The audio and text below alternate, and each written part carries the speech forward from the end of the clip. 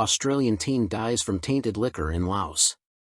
Sydney/Bangkok, an Australian teenager died on Thursday after consuming alcohol contaminated with methanol in Laos, according to Thai police and Australian Prime Minister Anthony Albanese. This marks the fourth foreign national suspected to have died from the incident. Bianca Jones, 19, fell ill last week in Vang Vieng, a popular backpacker destination located about 2 hours north of Vientiane, the Lao capital. She was transported to a hospital in Udon Thani, Thailand, on November 13 but succumbed to her condition on Thursday. Colonel Phatanawong Chanphin, superintendent of Milang Police Station in Udon Thani Province, stated, "The physician who examined her confirmed the cause of death as methanol poisoning from fake liquor. The level of methanol in her body was extremely high, causing severe swelling of the brain." Australian media reported that Jones was the fourth foreign tourist to die after consuming the contaminated alcohol, following 2 Danes and an American. Prime Minister Albanese addressed the tragedy in Parliament, saying, "This is every parent's worst fear and a nightmare no one should have to endure. All Australians extend their deepest sympathies to her family during this heartbreaking time." Jones' friend, Holly Bowles, also 19, remains in critical condition on life support at a hospital in Bangkok, according to her family. Methanol, a toxic alcohol used industrially as a solvent, pesticide, and alternative fuel source, has become a recurring issue in Laos, where counterfeit liquor is a significant concern. Governments, including those of Australia and Britain, have warned travelers to exercise caution when consuming drinks in the country. Retail Loyalty Program apologizes for customer data breach. The One Co., a subsidiary of Central Group, has apologized for a data breach affecting its loyalty program members, stating that an initial investigation found no flaws in its database or security systems.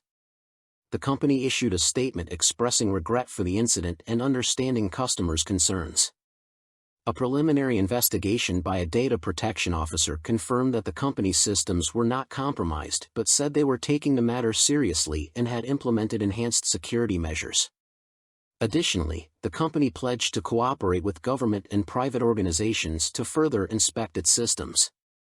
The One Co. advised its customers to block any individual claiming to represent the company and to exercise caution in transactions involving personal data. It also urged users not to share one-time passwords, OTPs, open suspicious links, or respond to messages from unreliable sources.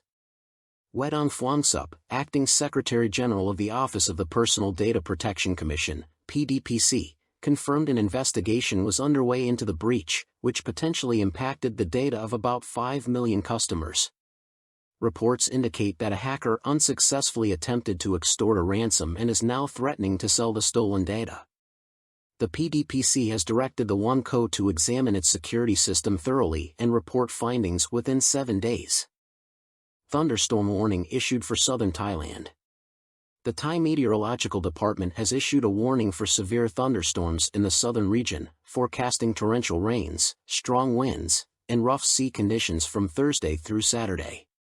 According to the weather forecast, 12 out of 14 provinces along the Gulf of Thailand and the Andaman Sea are expected to face harsh weather. Only Ranong and Phuket are exempt from the warnings. The department has also reported that waves in the Gulf could reach heights of at least 2 meters. In addition, heavy rainfall may result in landslides and mudslides in mountainous and hilly areas. Government unveils plan to ease household debt. The Finance Ministry has announced the government's plan to suspend interest payments for 3 groups of debtors as part of a broader initiative to reduce household debt. On Tuesday, an economic stimulus committee chaired by Prime Minister Paetongtarn Shinawatra approved the scheme for borrowers with debts overdue for up to 1 year.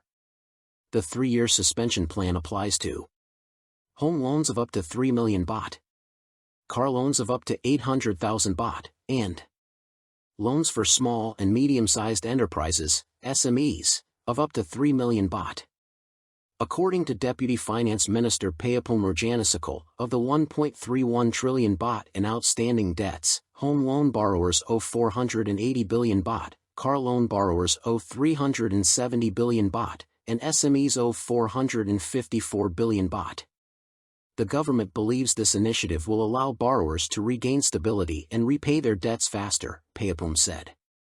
To compensate banks for lost interest revenue, the Finance Ministry will reduce their contribution to the Financial Institution Development Fund, FIDF, from 0.46% to 0.23% of deposits. The Thai Bankers Association, TBA, confirmed that the scheme would be supported through this reduced FIDF contribution. However, borrowers benefiting from the suspension must adhere to debt restructuring plans and refrain from taking on new loans during the 3-year period. Eligible borrowers must have signed their loan agreements before January 1, 2024, and be facing repayment difficulties. This initiative aims to reduce financial burdens and foster financial discipline among borrowers. Separately, Deputy Finance Minister Julapun Amornvivat announced a review of state welfare card eligibility criteria. New registrations will open in March 2025 due to delays caused by the flooding crisis. The review focuses on ensuring aid reaches the most vulnerable, with eligibility requiring an annual household income of less than 100,000 baht. As of June, Thailand's household debt stood at 16.3 trillion baht, representing 89.6% of GDP, one of the highest levels in Asia.